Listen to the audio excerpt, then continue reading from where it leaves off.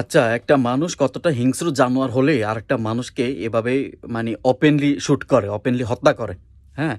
এখানে একটা মানুষ যদি তার অধিকার নিয়ে কথা না বলতে পারে, আর অধিকার নিয়ে কথা বলতে গিয়ে যদি তাকে এভাবে মানে ক্ষত-বিক্ষত হতে হয় বা হচ্ছে তাকে এখানে তার মানে এটা কি কয় মৃত্যুশয্যায় যেতে হয়, হ্যাঁ? তাকে জীবন দিতে হয়। তাহলে এই কেমন দেশের একটা নিয়ম? এই কোন বিধানে লেখা? এই কোন সংবিধানে লেখা আছে যে আপনি প্রতিবাদ করতে গিয়ে আপনাকে জীবন দিতে হবে? এই কেমন দেশের আইন? এটা আসলে মানে বুঝাবার ক্ষমতা মানে কোনোভাবে আমরা বুঝি না। কোনোভাবে বুঝতে পারছি না যে আসলে এই কেমন আইন?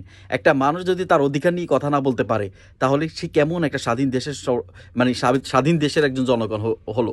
তাহলে এই যে আপনি এই যে আমি আপনাকে মানে আমার অধিকারের বিষয়ে যদি আমি আপনার সাথে কথা বলতে যাই, সেখানে যদি আপনি আমাকে শুট করে মেরে ফেলেন, তাহলে আমি সাধারণ